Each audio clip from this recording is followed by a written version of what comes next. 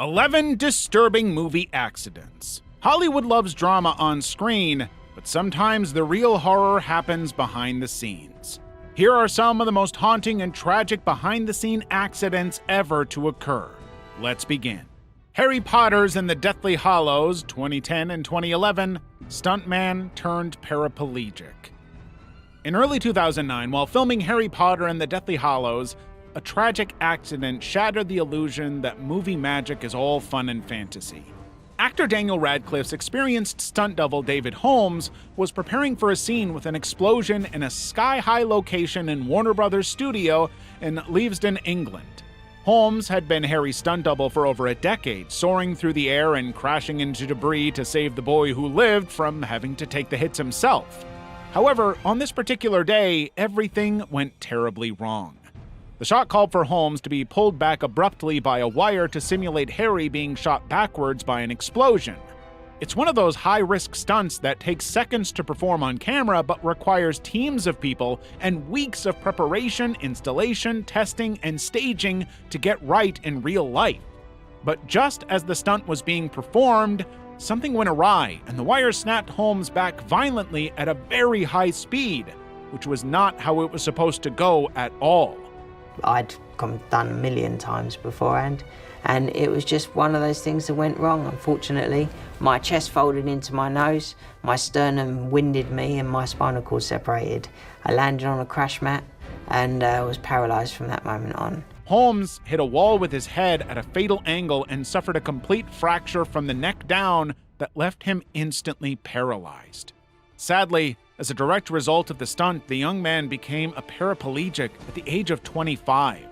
Now, while Harry Potter fans were relieved to have a happy ending for Harry, they had no idea what that had cost someone behind the scenes. Holmes, who was once a competitive gymnast, had spent nearly a decade helping to make Harry Potter look like a hero, had now become permanently wheelchair-bound thanks to that same position. Despite the trauma, Holmes showed incredible fortitude, and several years later, he would team up with Radcliffe in the HBO documentary titled David Holmes, The Boy Who Lived. Like the doors explode around us. So yeah, I doubled Harry, Ron, Hermione, Neville, Malfoy on the first two films. Which details the life of a stunt performer and the not-so-glamorous impact of the job on the body. Ilensky Frontier, 2019. Stuntman is crushed to death by Nazi tank. The Russian war drama Ilensky Frontier tried to recreate the horrific battles of World War II in a very realistic way in 2019. But that dedication to being real came at a terrible cost, because during the filming, a stunt went horribly wrong and turned what was supposed to be a reenactment of history into a real tragedy. The movie was about the Battle of Moscow and was made to show how brave young Soviet cadets fought and died to stop the Nazis. Вы должны немедленно выдвинуться на Ильинский рубеж и до прихода основных сил задержать противника. Это 5-6 дней. Of course, this meant tanks, real tanks, including a working Nazi-era tank that weighs several tons. In one of the most important battle scenes, a professional stuntman named Oleg Shilkin, taking on the role of a Soviet soldier, was supposed to dive to the ground and narrowly miss getting run over by a moving tank. But tragedy struck, and the tank rolled over him and crushed him to death instantly. The accident reportedly happened in front of other crew members, some of whom were still literally filming. Eyewitnesses on set reported that it was a miscalculation, as Oleg didn't move out of the dive to the ground on time. Sadly, even when the emergency personnel rushed to the site, there was nothing they could do. Eventually, Russian officials launched an investigation and filming was stopped temporarily. Many people who heard about the accident raised concerns about the lack of safety measures during such a dangerous scene, so the producers were brought in to be questioned. But the fact remained that the incident was one of the most horrific ones to ever happen in Russia and ultimately shook the movie industry to its core. It also showed how far some producers and directors were willing to go just to be as realistic as possible, and the devastating cost that may come with it. If you're enjoying this video so far, why not consider subscribing? Let's get on with the next one. Rust, 2021. Helena Hutchins' accidental shooting by Alec Baldwin.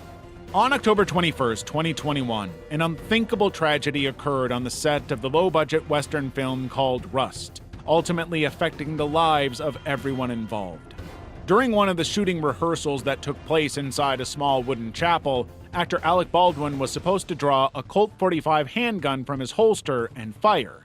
In the script, he was instructed to point the gun toward the camera, and as soon as the director called action, the gun fired. But instead of blanks, it was real bullets. And the bullet hit 42-year-old cinematographer Helena Hutchins directly in the chest. But it gets worse because the same bullet went through Helena and hit director Joel Souza, who was behind her, but thankfully she was only hit on the shoulder. Panic immediately broke out amongst crew members as some rushed to call 911. Can somebody get water for her?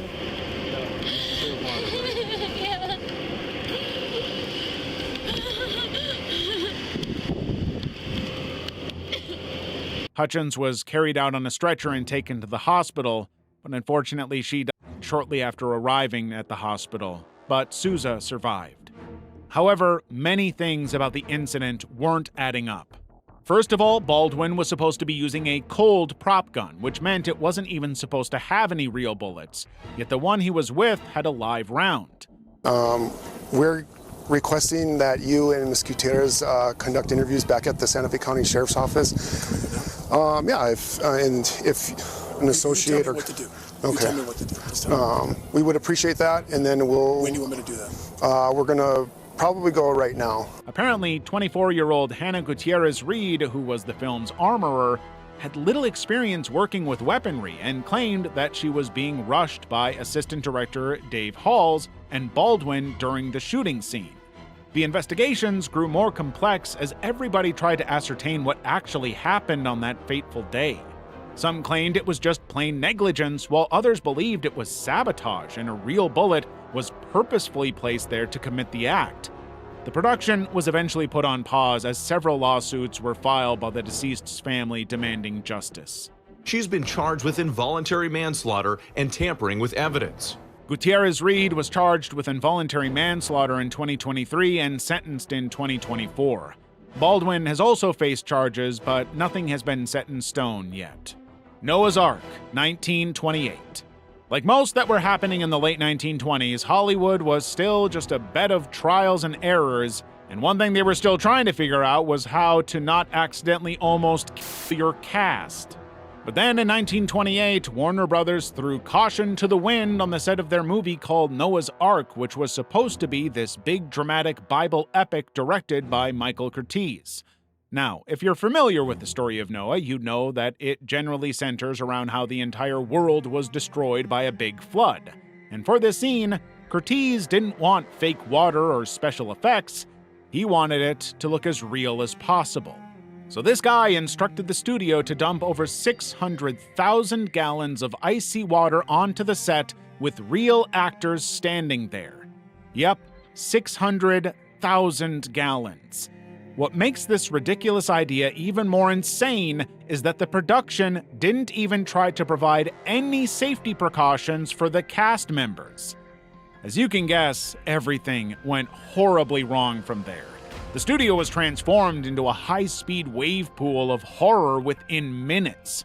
According to the details of the story, 3 extras reportedly drowned there, but Warner Brothers denied this completely. However, dozens more were injured with fractured bones and even hypothermia. Some people even suffered permanent impairment. In fact, actress Dolores Costello was so beaten by the water that she developed pneumonia.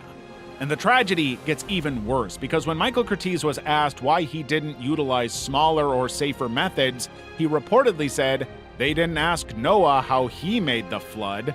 What in the dumb... Ugh. This whole disaster shocked Hollywood and became one of the reasons actors started pushing for safety rules and formed the Screen Actors Guild years later.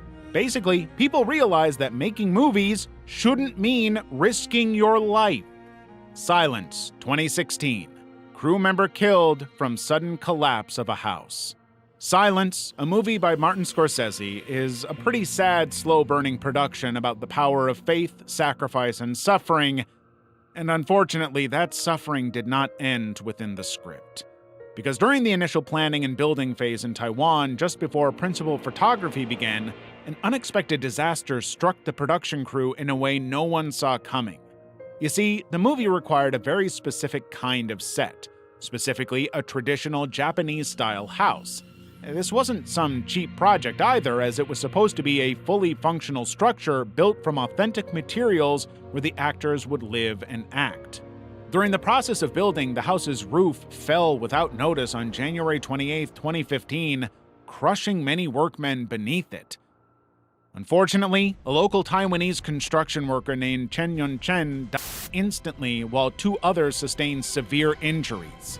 What makes this incident so scary was that the collapse even happened during a pre-production inspection, which is when the team evaluates the safety and quality of the set before photography.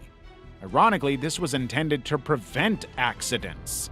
Unfortunately, the set was a death trap because the structure wasn't stable, which could have been because cheap materials were used or the building was rushed. The authorities looked into the matter and found that corners had been cut during the building's construction, but ultimately no arrests were made. Scorsese and the film's production eventually made a statement expressing their deep sadness, but critics were quick to point out how unfair the entire situation was, because multinational projects could easily exploit local labor even without adhering to the highest safety standards. The King of the Jungle, 1927, mauled by a lion and died. Imagine going to work expecting it to be a normal day. You clock in, go over some lines, and perhaps do a few retakes. But instead of your fellow cast members, your coworker is a literal lion whose only aim is to devour you.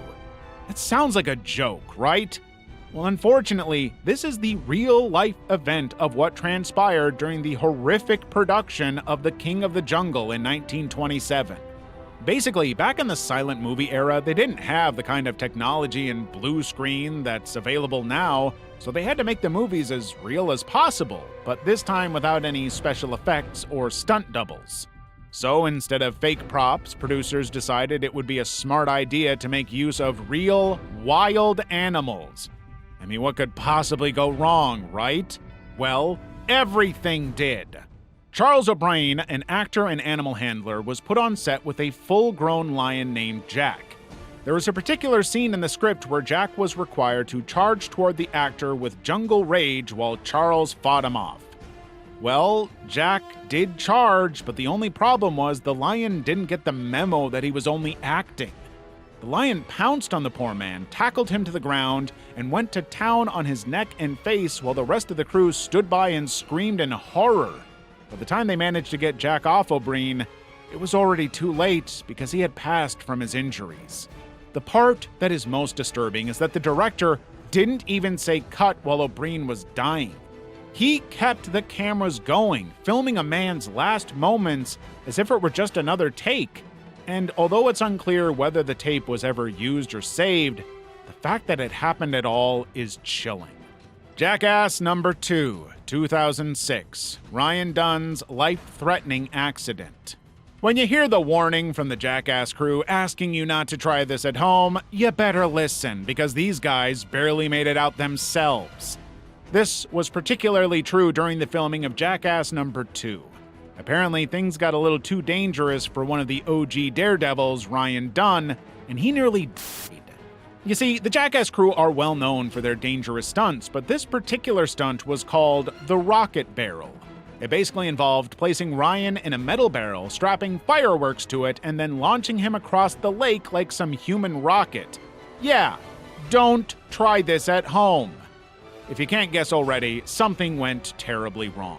He launched out of the barrel and into the water, and for a few alarming seconds, no one was able to find him. When they realized he wasn't surfacing, the team stopped laughing and panic surged. Safety divers immediately dived into the water to get him, and thankfully he was pulled out just in time. The video recorded from the stunt was so risky that most of the footage was completely cut from the movie, and it was an eye-opening moment for most of the team about the dangers of their acts. It was a no-brainer that these guys frequently suffered injuries, but witnessing their friends near drowning was an even more terrifying experience. In the end, Ryan laughed it off like he always did, but deep down, the crew knew how lucky they were. The accident reminded everyone that the line between funny and fatal is very thin when you're playing with fire, literally. XXX 2002, stuntman dies in parachute accident. When most people saw XXX starring Vin Diesel as an extreme sports junkie turned spy, it's normal to expect wild stunts, explosions, and crazy high car carnage, and that was what was delivered. However, few truly know what those jaw-dropping moments cost in real life, or the tragedy that happened behind the scenes. It's already a known fact that movies with dangerous, crazy scenes like these always require a professional stuntman to perform them.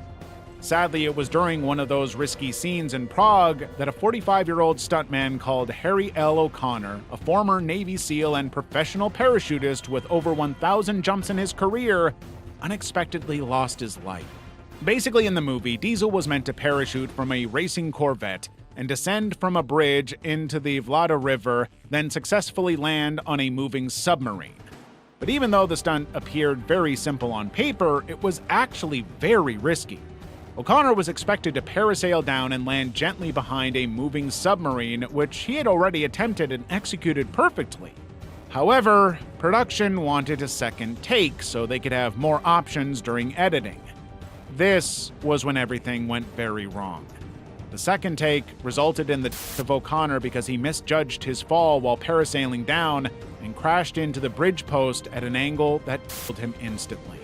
It was a sad day for everyone on set, and director Rob Cohen later said in an interview that production ended up using O'Connor's first take in the finished movie as a way of honoring the man's courage and tremendous ability. The Messenger, 2002, the Kolka Karmadan rock ice slide incident.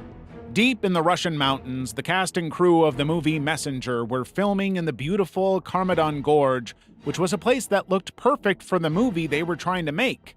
The scenery looked like the perfect place to shoot any dream movie, but what happened next would turn this beautiful story into an absolute nightmare. It all started on September 20th, 2002, when a glacier on the adjacent Mount Jimara abruptly collapsed, dragging a dangerous and deadly mix of mud, ice, and rocks with it. This came crashing down the mountain at speeds of up to 100 miles per hour and was on a mission to completely bury everything in its path, and unfortunately, that included the film crew. On that tragic day, there were more than 125 people on set, including Sergei Bodrov Jr., who was the director's son. Sergei was well known and well loved in the movie industry, and this particular movie was supposed to be a really big deal for his career. The crew had been filming just a few hours before the glacier hit, and just like that, they were all buried beneath the ice and mud. The entire area that this disaster occurred in was completely destroyed, and even though rescue teams responded immediately and searched for survivors for weeks, it was clear that no one could have survived this carnage. Plus, the ground was so unstable and unsafe that the rescue team had to stop looking for bodies for their own safety. What makes this tragedy even worse is that the cast and crew just had one more day of filming to wrap everything up. So if the glacier had just waited for one more day, they could have all been safe and sound. Their families couldn't even get the closure of burying them close to home because it was too dangerous to keep looking. So the bodies are still frozen under that mountain to this day. The Conqueror, 1956, cast and crew exposed to radiation. The movie The Conqueror was supposed to be this fantastic historical epic movie featuring John Wayne as Genghis Khan, which, in all honesty, was the first red flag. Then there was the awful acting and dialogue, but ultimately what made this movie truly terrible was what transpired behind the scenes.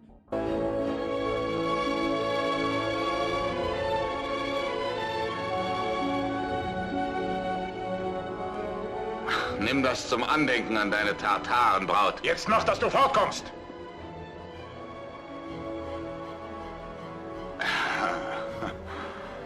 Es wäre besser gewesen, du hättest ihn getötet.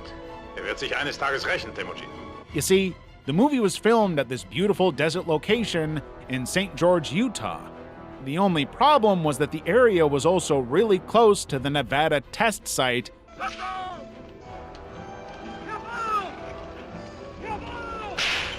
where the US government had just begun testing nuclear bombs. So when the film crew arrived, the entire land was already polluted and covered with the radioactive materials from the test site. But since the production had no clue that they were on contaminated grounds, they kept filming there for several weeks. What's worse is that after shooting on site, the crew decided to also transport 60 tons of radioactive dirt back to Hollywood for reshoots. That's correct. They unknowingly carried the radiation home like some cursed souvenir. Unfortunately, more than 200 people worked on the film, including famous names like John Wayne, Susan Hayward, director Dick Powell, and a young Lee Van Cleef. And within 25 years of the film's premiere, a significant number of those people were diagnosed with cancer. According to multiple sources, at least 91 out of the 200 cast and crew members were diagnosed with cancer, and at least 46 of them died from it. This includes John Wayne, Susan Hayward, and director Dick Powell. Of course, there has been a lot of discourse and controversy over whether the cancer surge was directly caused by radiation exposure, but who are we kidding? Scientists and historians have examined the chronology, location, and fallout data, and it's been proven that the Conqueror was definitely poisoned by its environment. If you're in the mood for more, check out our video on the most disturbing documentaries next.